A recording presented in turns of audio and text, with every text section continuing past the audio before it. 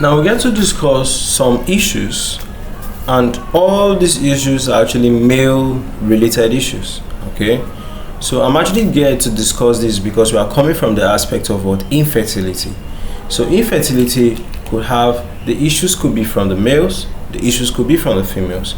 So these are some of the issues from the male side that could actually get to progress to actually lead to insecurity.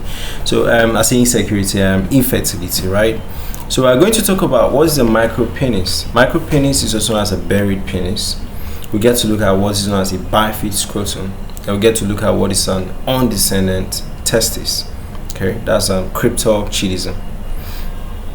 So micropenis just have to do with your penis is small, micro, small, alright?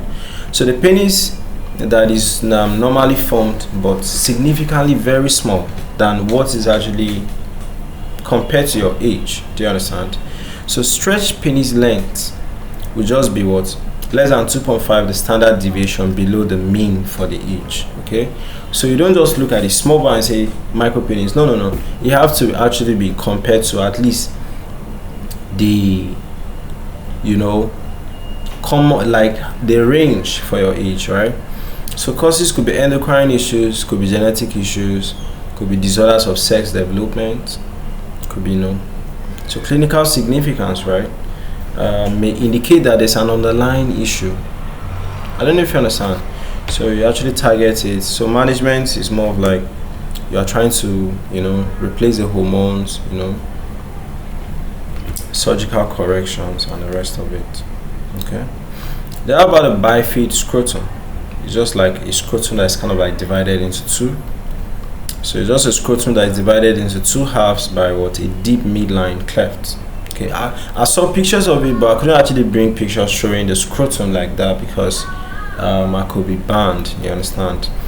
So it's because of incomplete fusion of the labioscrotal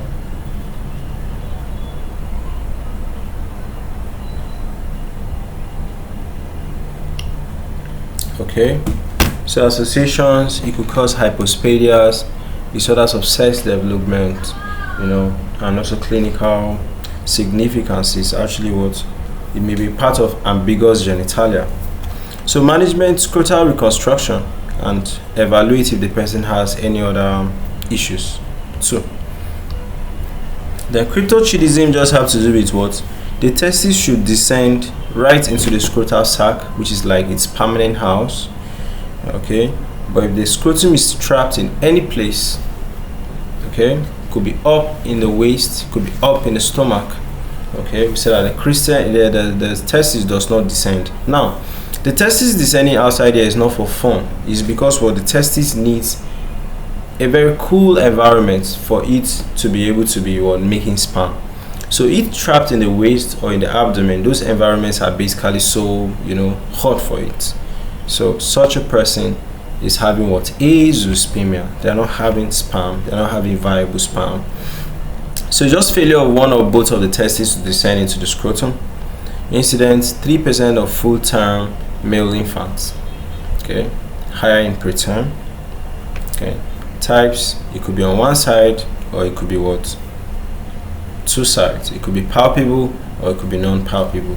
Risk is infertility, of course, right? And also increased risk of testicular cancer. So management, I'll do a surgery to actually bring the testes down. Okay, but such a person will have to be using all those assisted reproductive techniques